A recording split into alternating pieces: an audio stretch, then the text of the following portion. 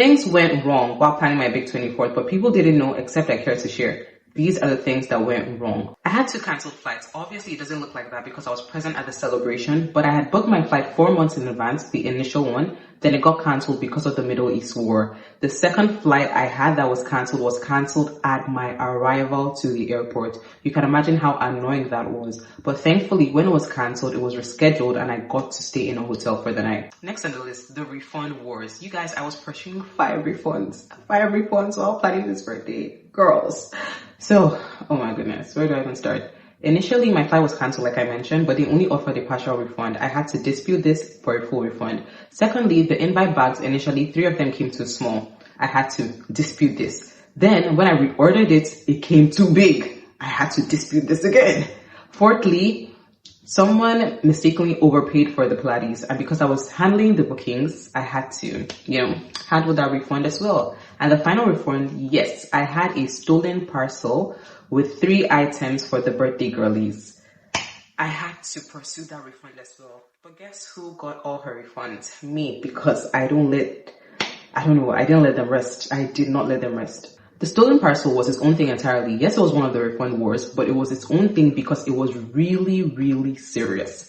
This had 3 items for people that were not me, and I was bringing them. How do I start explaining that your parcel got stolen? So when I had reached out to the supplier, I got to learn that when a parcel is delivered but not received, you can still dispute that and get a refund. So I was able to do that, but it was a really scary process.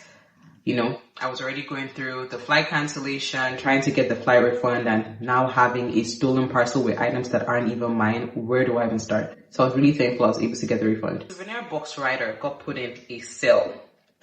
Yes. And we couldn't find him for days.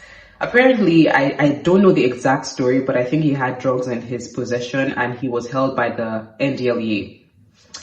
Yeah, it was crazy. It was crazy. We didn't get our souvenirs for days. I had to keep asking, but thankfully, if you watch my video on the meticulous approach, thankfully it was reprinted and we got our souvenirs. But that was really crazy, guys. That was really crazy. The intricacies of changing thoughts and opinions. Managing 14 girls that are very opinionated. Oh my goodness. It was a lot because coming to a conclusion on one thing was a lot. Sometimes some people will make up their mind on a certain thing, then change. But because of how structured I am, like everyone says, I've already put all of this into the plan. I've already worked with everything everyone has given me. Then maybe later they change their minds. It was just a lot of back and forth. That was kind of hard to manage on my end, but it wasn't a big problem, but it was still one of the things that was unglamorous about the planning. The invite delivery system almost collapsing. I was headed to Dubai and I was taking most of the invites with me, but it was extremely interesting that I had an issue at the airport and I almost missed my flight because of the issue I had at the airport. And this would have been so sad and detrimental to all the plans because the initial plan was to take the invites to Dubai, give it to my sister. Everything was already mapped out. So if I had missed my flight, it would have been so bad, but thankfully I didn't miss my flight. I had filmed the invite video at my friend's place, but once I was done filming, my train got cancelled to get home, so I had to get a brand new ticket. Yeah, it doesn't seem like it was a big deal, but it was just annoying having to spend money on a new ticket because my train was cancelled. I just don't know why every single thing was getting cancelled. There was a system I had set in place for the girlies to order some things to Nigeria, but at one instance, there was an unforeseen handling fee, which was super annoying because everyone had to pay. Everyone that was in that batch had to pay the unforeseen handling fee, and it was just really annoying. While making my customized hair butter for my guests, the hair butter tool sparked and all the power in my room went out.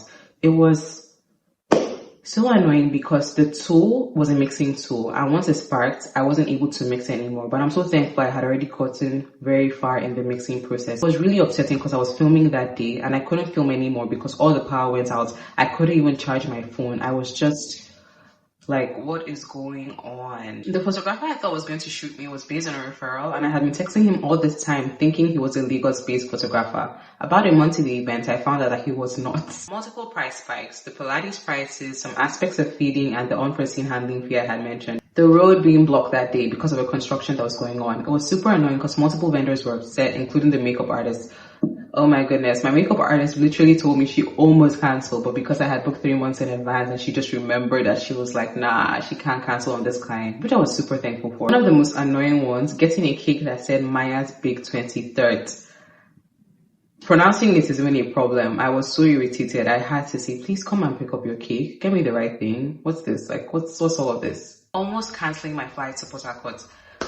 This girl, like listening to all these things makes me realize I went through a lot. I almost canceled my flight to Port Harcourt because there was an issue with the airline that got public and I saw it online and I tried to get a refund, but my refundable amount was less than half the amount I had paid. Let's assume I paid 150,000. My refundable amount was like 60,000. So I just said, you know what, God, I'm going to pray about this and everything about that flight just needs to go well. And thankfully it did. That was one of the smoothest flights I've had in a while. So now you know a lot of the unglamorous